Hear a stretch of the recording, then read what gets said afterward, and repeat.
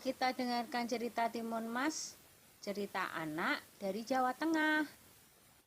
Pada zaman dulu kala, hiduplah sepasang suami istri. Mereka adalah petani yang tinggal di sebuah desa di dekat hutan. Mereka hidup bahagia. Sayangnya, mereka belum dikaruniai seorang anak. Setiap hari mereka berdoa kepada Yang Maha Kuasa agar segera dikaruniai seorang anak. Suatu hari, seorang raksasa melewati tempat tinggal mereka. Raksasa itu kemudian memberi sebuah biji mentimun. Tanamlah biji ini, nanti kau akan mendapatkan seorang anak perempuan, kata raksasa. Terima kasih raksasa, kata suami istri itu. Tetapi ada syaratnya. Pada saat usianya 17 tahun, kalian harus serahkan anak itu kepadaku, saut raksasa. Tanpa pikir panjang, mereka segera menerima biji itu dan menyetujuinya.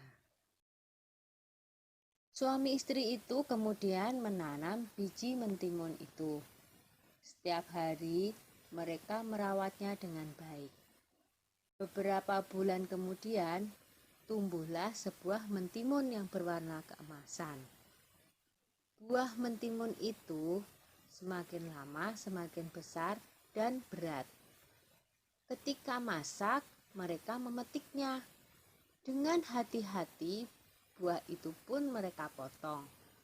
Betapa terkejutnya mereka, karena di dalam mentimun itu ada seorang anak bayi perempuan yang cantik dan lucu.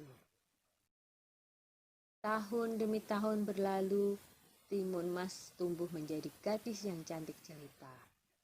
Kedua orang tuanya sangat bangga padanya.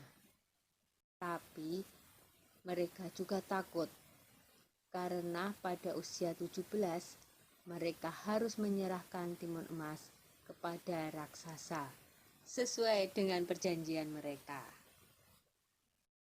Ketika timun emas berumur 17 tahun, si raksasa datang.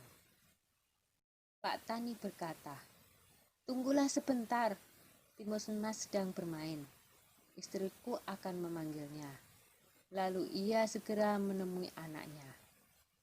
"Anakku, ambillah ini," kata Pak Tani sambil menyerahkan sebuah kantong kain. "Ini akan menolongmu melawan si raksasa. Sekarang larilah secepat mungkin." Timun Mas pun segera melarikan diri. Raksasa segera berlari mengejar Timun Mas. Raksasa semakin dekat. Timun Mas segera mengambil segenggam garam dari kantong kainnya. Lalu garam itu ditaburkannya ke arah raksasa. Tiba-tiba muncullah sebuah laut di depan raksasa.